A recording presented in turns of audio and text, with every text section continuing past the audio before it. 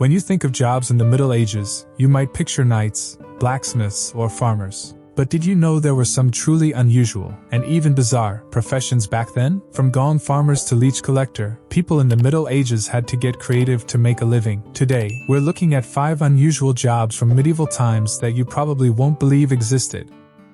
Let's start with the dirty one, the Gong farmer. These were the brave souls responsible for cleaning out privies and latrines in medieval towns and castles. Gong was an old word for human waste, and it was the Gong farmer's job to shovel it out and transport it far from populated areas. The task was dirty, dangerous, and definitely not glamorous. Gong farmers were usually only allowed to work at night to avoid the smells and mess interfering with daily life. Though the job was unpleasant, it was essential for public health. Surprisingly, Gong farmers earned decent wages, probably because few people were willing to take on the task. Not the most romantic of jobs, but hey, someone had to do the dirty work.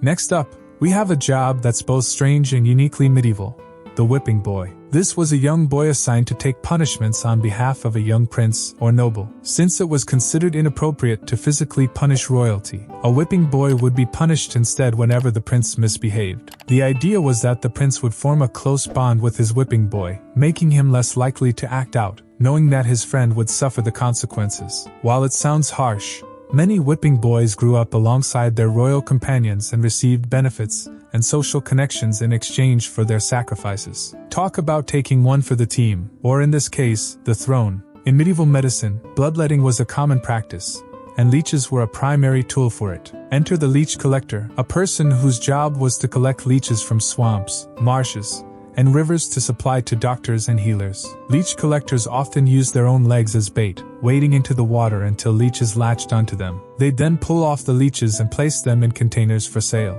Leech collecting was a dangerous job, as it could lead to blood loss and infections. But it was also essential to medieval healthcare, at least by the standards of the time. Imagine that on your resume: professional leech collector and personal bait.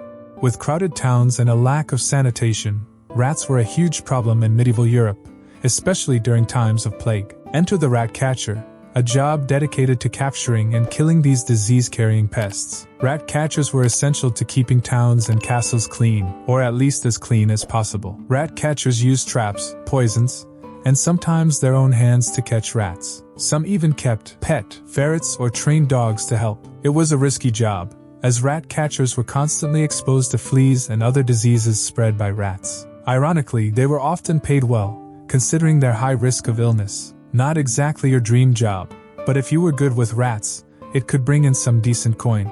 Finally, we have the knocker-up, a job that could be considered the medieval equivalent of an alarm clock. Before modern clocks were available to the average person, knocker-ups were hired to wake people up at a specified time. They would walk around town with a long stick and tap on windows to rouse people from sleep. Knocker-ups had to be reliable, as their clients depended on them to wake up on time. They used different methods, from tapping on doors to rattling windows. Some even used small pebbles to lightly knock on higher windows without breaking the glass. This unusual job existed well into the 19th century before alarm clocks became widespread. Talk about a wake-up call with a personal touch.